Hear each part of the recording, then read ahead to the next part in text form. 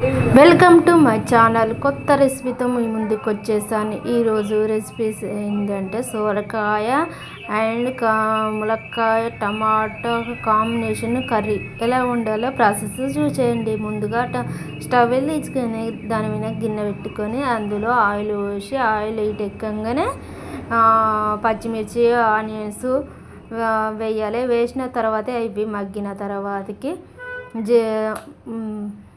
తాలింపు గింజలు ఇట్లా వేసుకోవాలి. తాలింపు గింజలు వేసిన తర్వాత అల్లం పేస్ట్ ఉంటే అల్లం పేస్ట్ కూడా వేసుకోవచ్చు. ఎందుకంటే తాలింపు గింజలు వేసి అవి కొద్దిగా మగ్గిన తర్వాత అల్లం పేస్ట్ కూడా వేసుకోవాలి.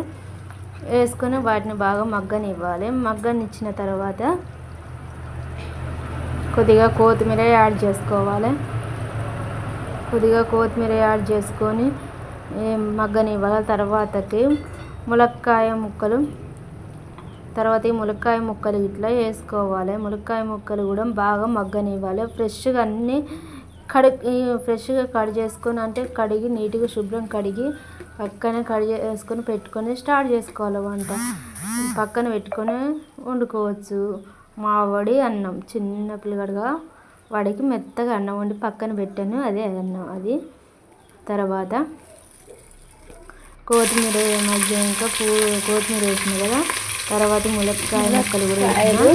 ములక్కాయ ముక్కలు బాగా మగ్గనివ్వాలి. ఎందుకంటే అది ఇప్పుడు మగ్గకపోతే టేస్ట్ ఉండదు కాబట్టి. తర్వాత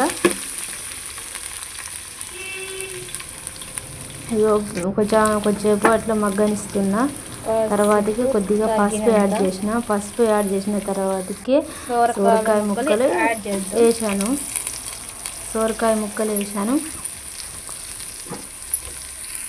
సోరకాయ ముక్కలు యాడ్ చేసి ఇక కలుపుతున్నా. ఎందుకంటే కింద అల్లం పేస్ట్ ఇట్లా అన్నీ వేసాంగా పసుపు ఇట్లా అందుకే మాడుతుందని ఇక అంతా కలుపుతున్నా.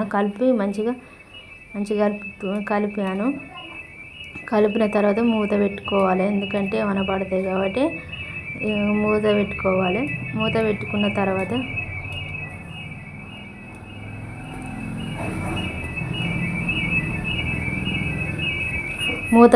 తర్వాతకి మళ్ళీ మగ్గిందో లేదో అని మళ్ళీ ఒకసారి తిప్పుకోవాలి. ఎందుకంటే మగ్గకపోయినా ఎక్కువ సిమ్లో పెట్టుకున్నా కూడా అది మాడుతుంది కాబట్టి తక్కువ సిమ్లో పెట్టుకోవచ్చు.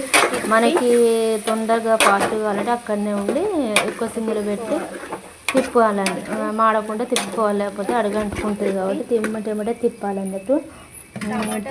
కొద్దిగా ఉడికిన తర్వాతకి టమాటాలు యాడ్ చేస్తున్నా.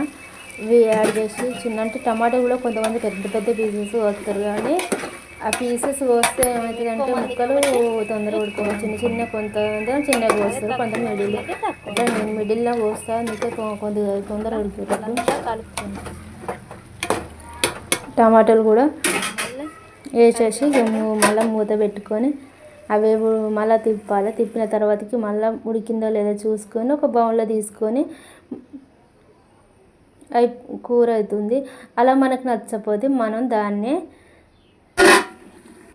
సాంబార్ అంటే ఇప్పుడు వాటిని సాంబార్ లాగా కూడా చేసుకోవచ్చు అన్నట్టు. కర్రీ కొద్ది తీసుకొని దాంట్లో చింతపండు యాడ్ చేసుకొని ఉప్పు వేస్తాం. అలానే కొద్దిగా ఉప్పు కొద్దిగా కారం కూడా యాడ్ చేసుకోవచ్చు. ఎందుకంటే సరిపోతేనే ఇలా లేకపోతేనేమో ఉప్పు కారం వేసుకోవాలంటూ పచ్చిమిరపకాయలు వేసాక కొద్దిగా వేసుకోవాలి కారం. తర్వాతకి లాస్ట్లో కొత్తిమీర వేసాను. ఎందుకంటే ఫైనల్గా కొత్తిమీర వేసేసి దించడానికి కొత్తిమీర వేసుకుంటే బాగుంటుంది. మా వాళ్ళు అన్నారు కదా కూర బాగుండదు అని అన్నారు కాబట్టి ఇంకా కూర ఉడికిన తర్వాతకి పక్కన గిన్నెలో తీసుకొని తర్వాతకి సాంబార్ చేశాను. ఇలా సాంబారు చింతపండు కొద్దిగా యాడ్ చేసుకొని అందులో వాటర్ పోసుకుంటే, లేకపోతే మనకి చిక్కగా కావాలంటే శనగపిండి పోసుకోవచ్చు. నేను వద్దనుకున్నాను. చాలా చింతపండు యాడ్ చేసిన పుల్లగా బాగుంటుందని అనుకున్నా. అది మసలే వరకు కొద్దిగా మగ్గనివ్వాలి. ఎందుకంటే తర్వాతకి ధనియాల పొడి అని జీలకర్ర పొడి యాడ్ చేస్తే టేస్ట్ ఉంటుంది. ధనియాల పొడి జీలకర్ర పొడి వేసాను. వేసిన తర్వాత బాగా ఇంకా చాలు అలా సరిపోదని కొద్దిగా సాల్ట్ వేసాను.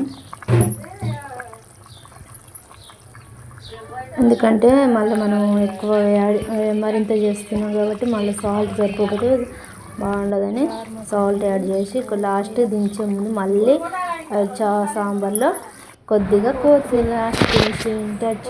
లాస్ట్ వరకు చూసినందుకు థ్యాంక్ యూ. వీడియో